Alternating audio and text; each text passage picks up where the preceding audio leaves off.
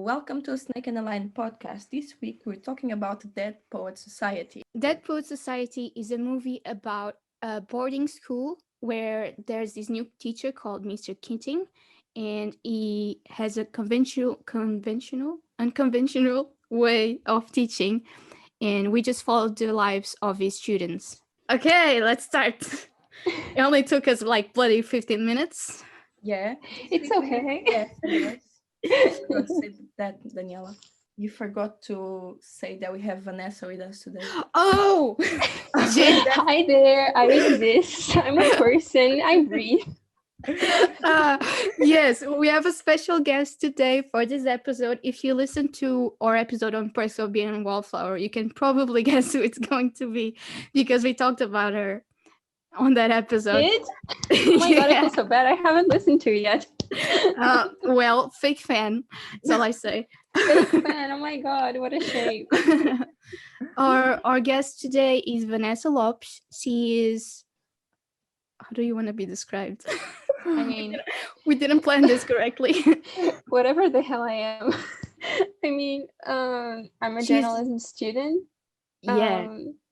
I'm a journalism student, yeah, second year journalism student in the UK. And I love That Poet Society, which is what we're talking about. It's my favorite movie, so I guess that's why I'm here. Yeah, that's exactly why you're here. Yeah, exactly. We need support, and we need someone who actually speaks, like, has vocabulary. Other than like, I've been in Portugal for a long time. Now I don't really know if I can speak properly anymore. Not even just English. I don't know how to speak Portuguese anymore either. So yeah, it's a struggle. I'll try my best anyway. I'm sure your best will be just fine. Bia, first of all, what did you think? The big expectative? How do you say expectativa? Bruh, this is what I mean. What? Expectation. Thank you. No problem. This is what I meant, okay, when I say we don't know how to speak. The big what was the word? Expectation. This is gonna be a fun episode. The big expectation was with you because you were the one who haven't watched this yet. So what did you think? Boring. Oh my god, that hurts my heart. No, I knew she was gonna say this. I mean, no. She's just like, have you both watched Friends? I have. She hasn't. Oh my god, you have to. It's so good. But I mean, maybe you're gonna think it's boring. No, she's gonna think it's boring. The shade. We have this theory going on that Slytherin's favorite movies are like slice of life type of movies. Mm-hmm. And Gryffindor's favorite type of movies are like action-based movies. Yeah. And so far it proves correct because we're both Slytherins. For the listeners at home, Vanessa is also a Slytherin. Oh, and we both like... I'm not really, but... What? You're like Harry Potter, but you most I'm a divergent. Yeah. I'm a divergent. Because I mean, twice a Ravenclaw. First I was a Gryffindor, then I was a Ravenclaw, then I was a Slytherin, then I was a Ravenclaw again. So I'm just not a Hufflepuff. So yeah. Yeah, I feel like you identify more as a Slytherin, right? Or no? I mean, gotta be honest, yeah. I can be kind of yeah. Go Slytherins. They have spice. We love Draco Malfoy and his household. Yes, Draco Malfoy is the best character. Yeah. Okay, sorry, I interrupted you. No, I was just saying, this just continues to prove my theory is right because Dead Poet Society is your favorite movie, and it's a slice of life type of movie, I would say. Mine is Perks of Being a Wallflower, which like, babe. Yeah, and Bia just hates both of the movies, so it just proves our. Oh my god! Theory. What do you think? They're both boring? Yeah. Oh god, the shame. What's your favorite movie then? Lion King. Sorry, I didn't hear you. No, I said Lion King, but that's like my all-time. Oh yeah, I had already asked you that. Yeah, actually. But I would say I love superheroes, like that type of. I mean, any. I really like those two. But isn't that the most Gryffindor thing you've ever heard? Yeah, that's really Yeah. Gryffindor for sure. Yeah, that's a really Gryffindor thing to say. So do you want to elaborate a bit more on that, Bia? Why did you hate it apart from being boring? I didn't agree with the part. I think was Charlie. I think it was Uh, Charlie, like the part, the punishment, because he published that thing. I think oh. that was too much, even for the time. That was a no-go. I feel like that was normal though at the time, right? Especially in boarding schools. I don't care. Yeah, I'm they're watching really this in strict. 2021. I mean, Yeah, mean- but the movie was from 1989. 1989. But- Yeah, and it's about the 50s. Like it's set in 1959. Oh, So it is. I didn't know that. Oops. yeah, it's set in 1950, Well, they make 1959. so much more sense. Yeah, yeah, I exactly. mean, that explains why adults, like when I say adults, it's not me because technically an adult already, and you guys as well. But I say like our grannies and like our parents, like why they can be so toxic sometimes. Yeah, So it's not because of them, but the environment that they grew up. definitely. So yeah, I just didn't like that part, and like the overall. I do like the part that John like was like basically like be creative and blah blah blah. But other Blah, blah, blah. Make your lives extraordinary. yeah, but like I was just like I don't know, I just don't like it. I think I fell asleep at some point. Oh my god, I'm gonna cry. No. Sorry to everyone that likes this movie. It's just not my type of movie. Yeah, I get Like it. I did I get watch. I think I watched everything. Maybe I fell asleep for like 10 minutes, but No. I was saying, sorry. I said Go I on, go on. I was just gonna say accentuate on the I think I watched it all. Exactly. no, but I did make the effort. Like I did went like to do a research after to make sure that I know like all the characters' names and everything, because I watched it without the subtitles. So it was quite hard sometimes to understand what they were saying, especially Yeah. with some names. So I made sure that I Googled to know like all the names and stuff like that. So Well, Yeah. I said this before we were recording, but I mean, it's kind of a walk of shame for me because I kind of have a talent to just know every character's name in every show that I watch, in every movie that I watch, and I don't know the names of the characters in that Poet Society, and that's just ridiculous because it's my favorite movie. I only know like Neil's name, Todd's name, and Mr. Keating's name. No one else's, but yeah. What I was saying is that Beatrice is kind of like a character in Friends that it's one of my Joey. favorite shows. No, I wasn't Oh gonna my say that. god. I don't know if you remember the episode where Monica, like someone, like a woman steals her credit card and stuff, and then she gets to know her, and she's like a crazy person, and Yeah. and Monica's, and at a certain point, the woman said something like, you know, so one day I watched a movie called That Poet Society, and that changed my life. Because that was the most fucking boring movie ever. Wait, can I curse in this podcast? That. I'm sorry. I didn't remember, but that's amazing. Yeah, that's yeah. It changed your Yeah. life because you never thought you'd be this bored before. Yeah, so I need to go do something. But yeah, I can't relate to that because my heart belongs to that movie. So yeah. I don't know, Beatriz was saying that for example, she didn't really like it because of the whole environment that they're in and how strict the boarding school was, and she even talked about how it can, like, our parents and our grandparents went through that, so that's probably why they're toxic. Like the boomer generation sometimes is so toxic, you know.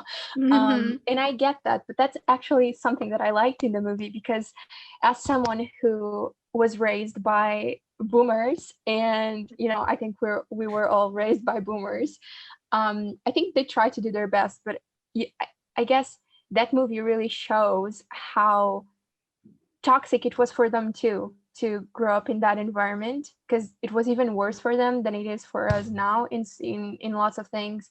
And it kind of shows you know, what they went through and explains a little bit of all of that. So I like that actually. But yeah, I don't know what you guys want to say next. No, I think I agree with you because it's always good. Like it's she's okay. You're raising your hand. What? Can I just read really quick my small piece of notes? Oh my god, it's even smaller than last week. It just keeps getting shorter. It's amazing. First one, 2 minutes in, and I'm already bored. Wait. Then the second one, still bored. And then the other one, I don't like it. But then there's something positive. I like the song. The songs in the movie. I like the songs. That's the point of the movie. And then it's about the punishment. It's just like, what the fuck? Great commentary on the movie. During the movie. Okay, we can work with that. Can we? Well, let's be positive. We have to. Yeah. But I have some questions, so okay, that's great. Let's start with that because I totally lost my train of thought. Okay, I was just going to ask, I'm not sure, so like you guys like the movie, maybe you can explain. Like, does the professor, the John, right? Yeah. I keep forgetting his first name. John Keating. Yeah. I just know the first name. So John.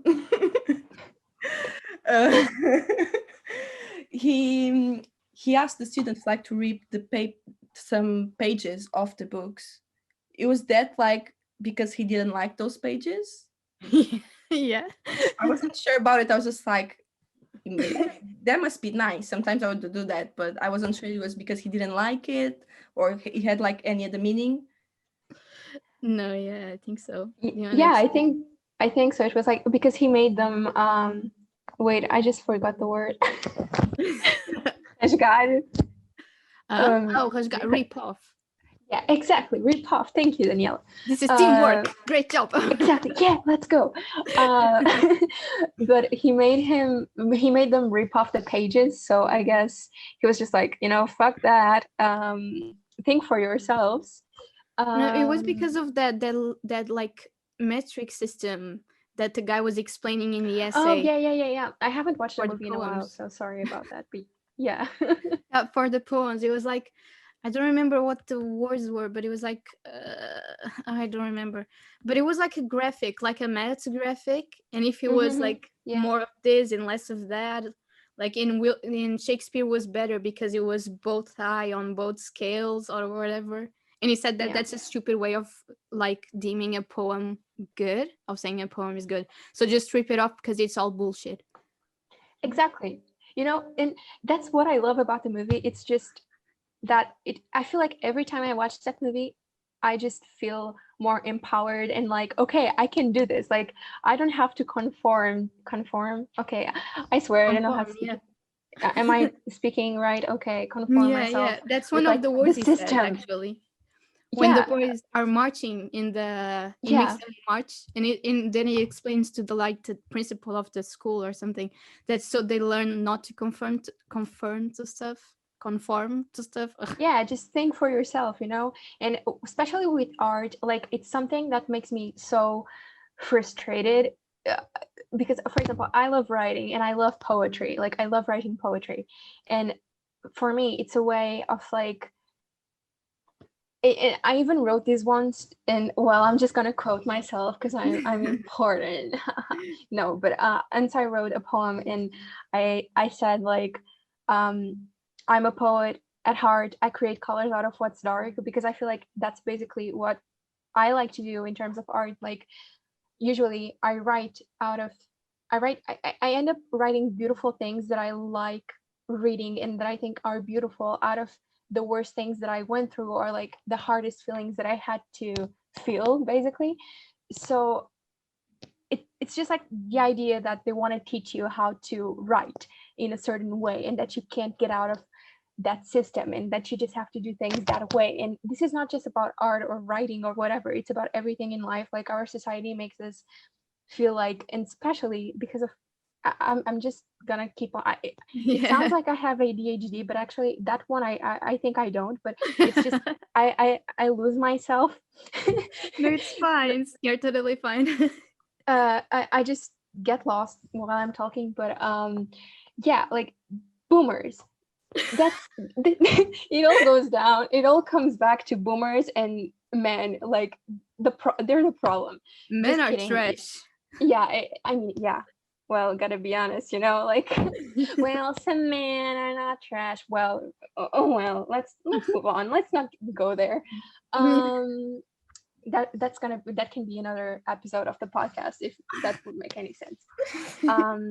But yeah, boomers, they kind of were raised to just get their money and get a house and just do everything that society tells them to do, and basically not really think about life or reflect on whether they're good people or not, whether they're growing as a person or not. They just go get their money, buy a house, have children, and die, and that's it. You know And what this reminds me of? It reminds me a bit of like the way the main character of Paper Towns thinks.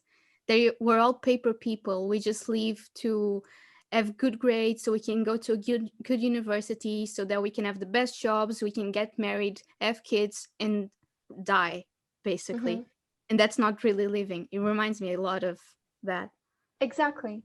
And that's so true. And that's something that I like think about so much. And honestly, again, that's why I love the movie so much, because it really, I feel like it was so important for me. The first time that I watched the movie, I was like 11, and because my parents loved the movie and they told me to watch it.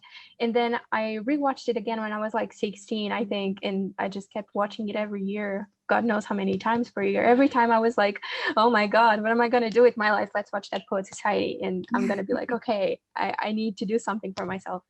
But yeah, I just think the message of the movie is so important, with just like make your lives extraordinary, seize the day, make your lives extraordinary. And then I don't remember the whole quote, but when they say like poetry, beauty, romance, those are the things that we live for, or Yeah. that we stay alive for, or something like that. Yeah. Yeah, I just, that's so what I stand for. Like, you know think for yourself, go after what you want, go after your dreams, don't stop dreaming, live your life, love everyone. Like, poetry, art, that's what matters. Yeah. We don't even need to go too far to like think about these things, because if you think of South Korea, they are one of the countries with the higher rate of suicide, of teenage Yeah. suicide, and they are basically trained, the teenagers, they study like 15 hours a day every day, because they need to pass this test like after the end of like school to get into university. And if they don't have a good grade on that test, they won't go to a good university. And in Korea, there's still like a lot of the mentality that you need to go to a good university, you need to have a good job. Like every parent in South Korea, not every, but like most of the parents in South Korea expect their kids to either be like a doctor or a lawyer or something like very important, quote unquote, which causes so much stress in these teenagers that, I mean, it's clearly visible by the amount Yeah. of like the rate, the difference from like in the rate of suicide from Korea to like Portugal, for example. There's a big difference. And it's I'm alarming. even getting goosebumps. And now I was kind of laughing in my head. This is so inappropriate, but I was watching Hannah Montana yesterday, and that episode where you probably don't remember. I'm just obsessed with Hannah Montana, but Jackson is like pretending to be Rico's father, and he's like, goosebumps. I'm getting goosebumps. I love Hannah Montana though. I know, best show ever. But yeah, that was really inappropriate. But I was just like, Not gonna lie, it was a little. yeah, I'm sorry, but No, it's fine. same with the ADHD thing I said before. Now I'm thinking like, I'm so sorry if anyone with ADHD is like listening to this. Because like, I didn't mean that in any kind of bad way. I know mental health is really you know, I mean, I'm going through it, but you know, like I'm so sorry because I know ADHD is a lot more than just getting lost in conversations and stuff, and I have total respect for anyone who is going through that. So yeah, just a disclaimer, you know. I mean, Yeah. we all But yeah, have different ways to like deal with stuff, and yours probably is just making fun out of it. So I think people will understand. Yeah. yeah, We can use exactly. comedy Thank and you. sarcasm to as a coping Yeah, mechanism. I think yeah, I feel like we all can relate to that. Mm-hmm. that's great. I feel at home then. It's like I usually say it's my Chandler syndrome. Oh, Again, Friends reference. Yeah, it's my Chandler syndrome. I sorry. can't get away from it. We're gonna Uh, next episode. We're gonna make you watch all 10 seasons of Friends. Uh, please. if then we can watch Game of Thrones. Oh nah, Oh God. I mean, I tried to watch the first episode of Game of Thrones. I was halfway through it and I was like, I tried to watch it 2 or 3 times. And I swear I'm gonna watch Game of Thrones. Not right now, but I will watch Game of Thrones eventually. Because everyone said it's so good. Well, I'm worse than you. I watched the whole first season, and just at the point where the dragons were born, I was like, nah, don't like this. The first season it's hard because it's a lot of new information. There's always new information coming, but like I think the most overwhelming season is the first one because you don't know anything, and then slowly like we'll be like, okay, so this face like they're from this house or whatever. So like try at least like the first season, and you like until you start to understand more or less the characters and like why do they act like that or stuff like that, you know. And then you'll decide like if you like it, because like with the first episode you don't know anything about the TV show and you'll just be like, who are you? Yeah, exactly. Yeah, I know. I need to give it an actual, proper try, before just, saying I want to watch We it. can make a group chat like with Danielle if she wants to watch, because I want to rewatch the whole thing again, so we can just go like Ooh, together and talk about the episodes if you want to. nice, Oh nice. my god, I don't Okay. think I can put myself through that again. I don't know, it's not for me. Well, You can't blame me. I gave it a fair shot. I watched the whole first season, so I think yeah, that's enough. If I yeah, watch the that whole shows season some and I effort. still don't like it, I think that's a fair shot.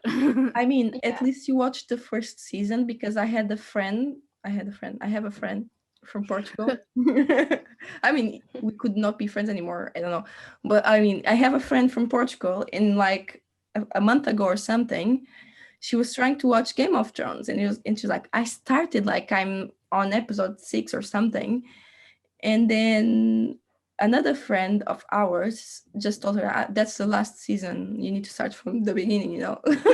So she started to like I did that with to watch a TV show from the last season instead Actually, that happened to me with Prison Break, which is my favorite TV show. Like, I love Prison Break so much. But yeah, that happened to me because I was watching it on Popcorn Time, and like they had the last episode, like the last season, as if it was the first season, and I was so confused. And I was asking my father because he had watched the whole thing, and I was like, wait, I'm so confused. Like, aren't they supposed to be in prison or something? And then they weren't, and I was really confused. But yeah, anyway, watch Prison Break, best show ever. Oh, I want to watch, to be honest, I really want to watch it. That happened to me with Friends. I watched that episode where they go like to the Caribbean in holidays, and Yeah, he has all the crazy hair. You remember that? yeah, Yeah. yeah, So yeah, I yeah. watched that episode thinking it was the first episode of the first That's season. like season. It's this last season, isn't it? It's last season, yeah. Yeah. I have the perfect name for this episode. Wait, no. The movie was so boring that we turned out to speak about other things. No, no. I think I know how we can save this. Okay. Well, Bia doesn't count because she doesn't like the movie, but for you, you can answer too, but I don't know if you'll have an answer. That's the problem. Okay. For Vanessa, in this case, what is your favorite scene from the movie? Okay. That's kind of hard to pick. Oh, Bia has an answer. Do you want to answer first? Yes. There's a Okay. part, I don't remember if it's like the first song, there's parts where they are dancing, like enjoying life. I like those parts. It was funny because like the songs and stuff and the way they used to dance before and stuff like that. Like, it's really funny. Yeah. Like enjoying, like being careless, Yeah. carefree. That's a good answer. I like that. Definitely. Well, I have so many scenes that I love. But I think, of course, I have to highlight when he says, okay, I don't remember the quote. It's just going great. When he says, "Seize the day, boys, make your lives extraordinary," because that's like, I kind of adopted that quote as like my, motivation, like my life. Yeah, basically. Also the one when he says the poetry, beauty, poetry, love, that's what we stay alive for. And I really like when Neil is with Todd and like his parents send him like that desk or whatever, and he's just like throwing that shit away. The first flying yeah, something. yeah, I don't know the word. Yeah, that was very funny. I think it's flying desk, whatever. I don't remember either, but flying desk set, maybe. Yeah, I love that one. And to be honest, it can be kind of dark, but I loved when like, and I think it can definitely be kind of a dramatic approach, but I think it made so much sense, and it gave so much meaning to the movie when Neil commits suicide, and just the way his parents reacted. That was great acting from the parents. Yeah. And the way the boys reacted then, and just any scene that has Mr. Keating, like, any scene that has him in it is just like amazing. But yeah, I think the ending when he dies adds so much meaning to the movie, and just, this is what can actually happen when you don't let people breathe, when you don't let people live their dreams, or just dream in general, because they literally didn't let him dream at all. Like, it's just like, you're gonna be this, and because this is what you have to be, and just don't think, don't have opinions, don't have dreams, don't do what you like, just do what we tell you. And that can damage people like really hardcore. And so yeah, that's my answer. Yeah, I agree. What she said just remind me of the quote that we're using on our animation from Marta. Can you see the dancers one? I don't remember the whole quote, but like, yeah, from Martha Graham. She's a dancer. She said, I don't know, I don't think she's alive anymore, but she said, a dancer dies twice. The first is when they stop dancing, and that first one is the most painful. Yeah. Something like that. Yeah, because it's your passion, it's what sets your soul on fire. And when you lose that, it's it's the way you can like communicate, it's the way you can even, and that's the thing with art. And I love that in a movie as well, because when you have like an artistic skill, maybe you can be a shyer person and you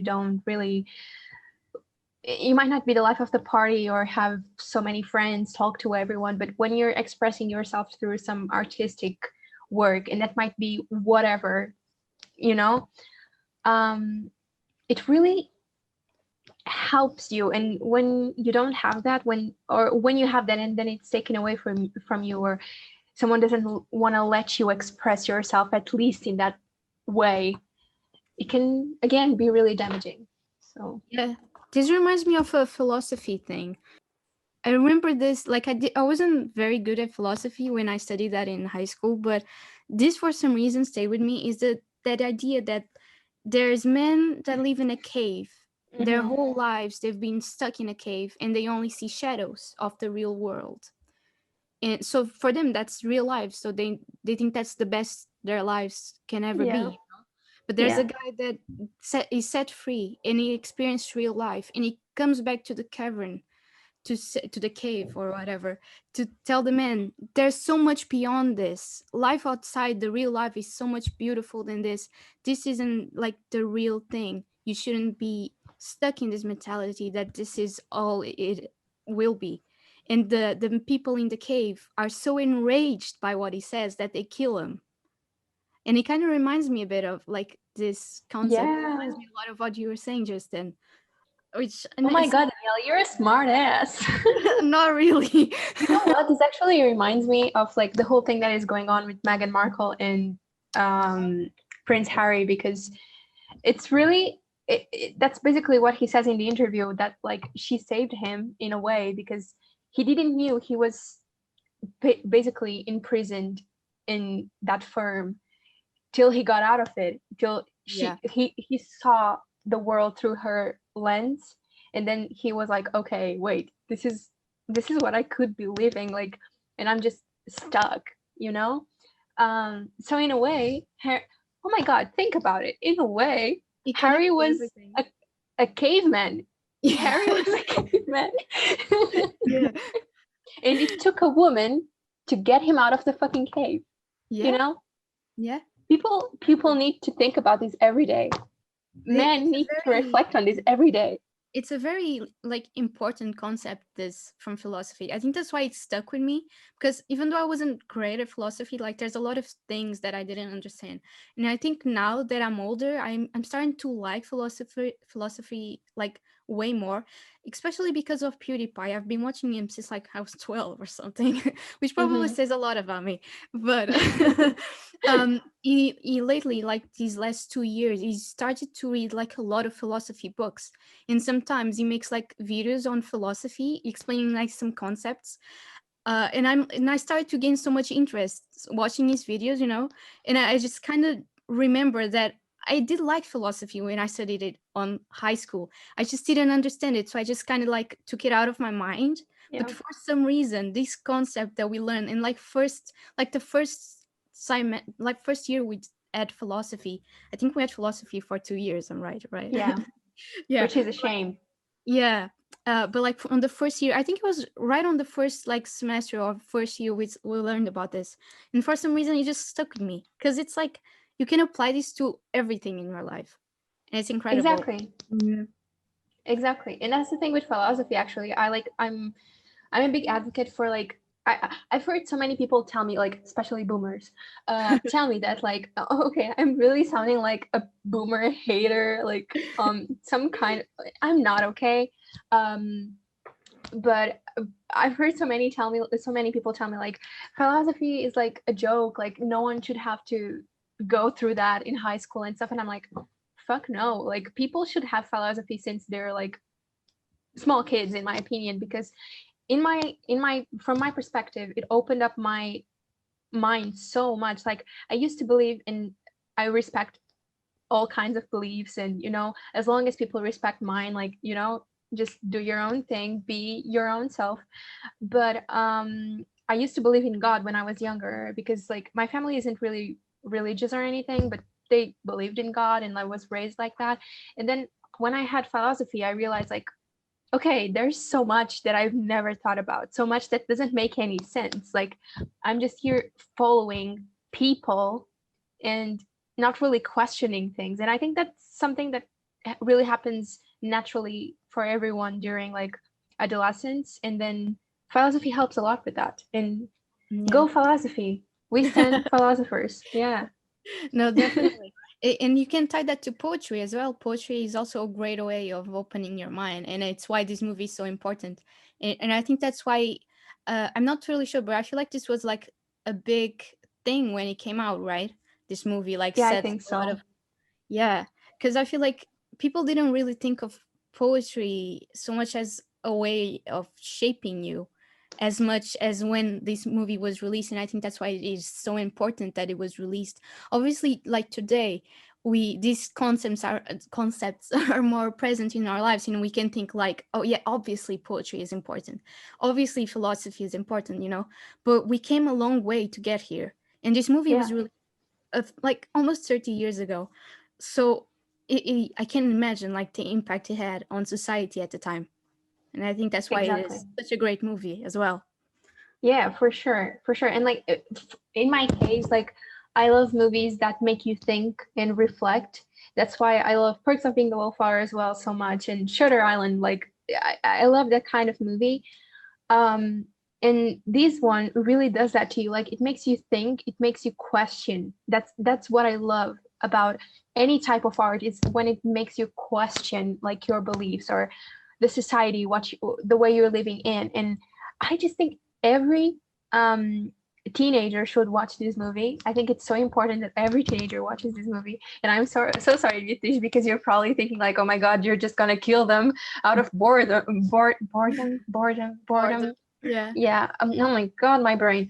Um, but I think it's really important, and also for parents, because I feel like maybe our parents, when they watched this when they were younger, they were like, yeah, let's go do things. Like this is such a great movie.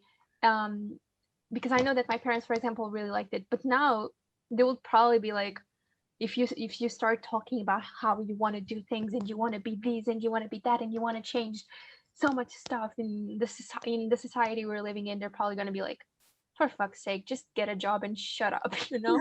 Yeah. And so I think it's really important to, I don't know, maybe make your parents watch that movie. This is one of my mom's favorite movie as well. She was the one that told me to watch it the first time. I watched it the first time alone, like I don't know how many years ago, but I remember it was before I met you, so that's been like a few years ago. Yeah. Um, and I remember when like the last scene when Neil dies, I was so shocked because I never seen like suicide being represented in a movie. Same. And I went to my mom and I was like, oh my God, I just watched that post suicide. He dies at the end. Like my mom was like very serious, like, yeah, he dies at the end. And I think what's important in like about the fact they did this in this movie is that it's realistic, you know? Because Yeah. it could have been like, oh yeah, dreams are great and they did this, and I then mean, because they followed their dreams, they reached everything they wanted to do. But like that's not the reality most of the times. You can have a dream, but doesn't mean like most of the times your dream won't come true, especially at that time. I feel like nowadays, like our generation is more free to speak, but but at that time it was so much harder. So like the fact that like you go against your teachers, you get expelled. That's like all of the reality, you know. They went against their teachers, so they got expelled. It wouldn't be fair if they just got off without any consequences because they have a dream, you know. So I think yeah. that's, yeah, very important. Sorry, VA, what did you want to say? No, it's okay. No, I do agree with you.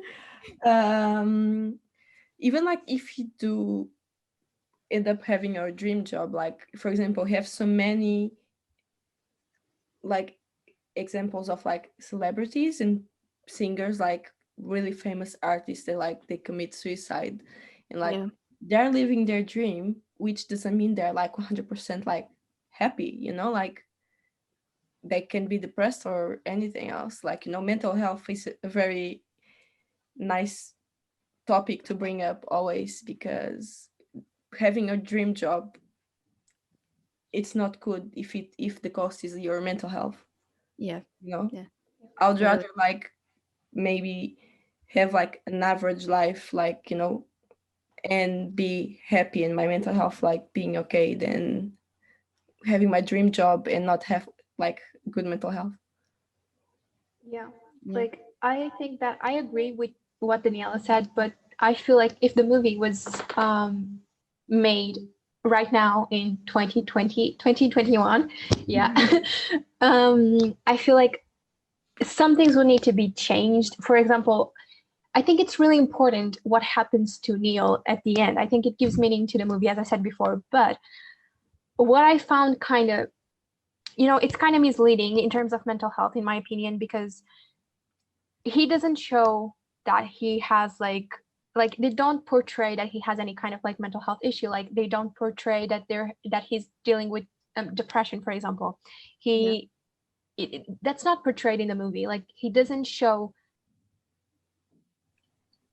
symptoms can be varied, but that's not portrayed. And then he just, you can see that he has a really hard relationship with his father and everything. But um, in my opinion, because he kills himself, if the movie was made right now, I think there will need to be a lot more context and just show, because someone is not going to be mentally fine one day and kill themselves the day after. In the sense that this is a built up and this is real, like people go through things and they can't run away from it. Like you have suicidal thoughts that you literally can't run away from, and this builds up. And I think that's lacking in a movie, showing all the pain that these people go through before actually committing suicide. Like it's not something that happens just like this, you know. Yeah. But I understand that the movie was made in 1989, and just the fact that they're talking about the subject is already extremely like, whoa, mind blowing, you know. Exactly. So I totally give, like, you know, round of applause for that. But definitely, if it was made today, they would need to just portray things in a better way, in my opinion. I mean, not always, like, in my opinion, like, not everyone that is depressed, you know, that it's depressed. Like, I had someone that I knew during the end of the first lockdown, he committed suicide, and like all his close friends, like they were partying the day before and stuff like that, and no one ever thought that he was like, you know, Yeah, that. no, that's not what I mean. Like most time, people don't know that these people are going through what they're going through. Yeah, exactly. But what I mean is, um, people are going through it in their heads. They are going through it in when they're alone. And what I feel like could have been shown in the movie is not like that he wouldn't go to, you know, the meetings, or that he wouldn't see friends or smile at friends, or laugh, because those things still happen. Like most people don't realize what, you know, a depressed person is going through. That's not what I mean. I mean that people are still going through it in their own minds, in their heads, suffering by themselves, suffering alone. And that's what I think could have been portrayed in the movie. Like, okay, Neil is doing all of these things, he looks normal, like he looks like he's okay. In Of course he wasn't totally okay, but like, you know what I mean.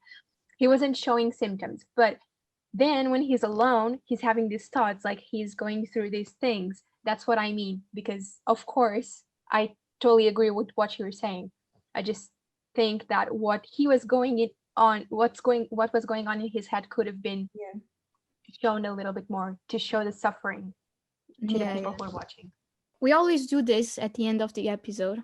So to wrap up, what's your punctuation? Like, what would you score this movie from 1 to 10? Being 10 the highest, like good, 0 the less. Okay, I would say I will give it a 9 because it's my favorite movie, and I think it's so important. In general, everything that it talks about, everything that it stands for means so much to me, and I just think it's so important it should be important for everyone. But I don't give it a 10 because, again, for all the reasons we talked about, comparing it to the way our society is right now, the way I would definitely change a few things. For example, the way suicide was portrayed and Neil's character was portrayed, I would change that a bit. So I don't give it a 10. But again, we know that it was in 1989, but yeah, there's also always space for improvement. So I don't think I would ever give a 10 to anything. But yeah, definitely a strong 9. You just said that, and I was just thinking, like, over here, that I gave a 10 to The Perks of Being a Wallflower. Oops. I mean, the movie is amazing, honestly. So. Yeah, but it has flaws as well. Like, he doesn't have one person of color in the movie, for example. Yeah. Yeah. Well, that's another thing about that poor society as well. There's no inclusivity. Yeah. Is there anyone who's gay there? I don't think so. On that, where? No LGBTQ plus community people on that poor society. Yeah. Yeah, but it's 1989, so it's not that surprising. Exactly. Of course. But again, you know, it could be a 10, but it isn't, because nowadays we can, like, pick some things that could be done in a better way. But yeah. I mean, but Yeah. a 9 for the time, like that's pretty good. Yeah. Pretty amazing. What about you, Daniela? Honestly, I think I'd give it the same as you gave it. I think a 9. Or maybe if I was to go lower, maybe like minimum, I mean, like an 8. But I don't think it goes lower than that because it's also one of my favorite movies. And like we've said many times, it's very important, the message of the movie. And I just don't think I could give it lower than that. So yeah, in a scale of 1 to 10, how boring was it? Okay, I'm not going to be that mean. It was a 4.5. Okay. Because I was thinking about a 2, but it was a 4.5. A 2 would be too mean, just because there's some aesthetics of the movie that I really like, and I like the songs and like some carefree parts that they portray, and like by just saying like follow your dreams, which like every kid should know that no matter what, always tries to follow your dreams. Don't go like by anyone's like lead, basically. Yeah, for that I'll give a 4.5. Well, thanks for having me. I really liked it. Thank you so much. Sorry for just not knowing what I'm saying most of the time and just forgetting everything and not remembering how to speak. But you had one job. I had one job. Fuck. But yeah, thank you for having me. You're doing a really great job. Thank you. And yeah, whenever you want to have me back, just hit me up, text me. I'll be here. Sure. We'll for sure have it. Hopefully the next time it won't be like a movie that Bia hates so much. To make it even, like next time I should pick the movie and we Okay. Yeah. Okay. You'll hear from us in 2 weeks. You can follow us on our social media for more updates. That's at a snake and a lion pod on both Twitter and Instagram. And we also have a Patreon where we do extra content like our notes and some live streams and things like that. So bye. Bye. So professional. Bye.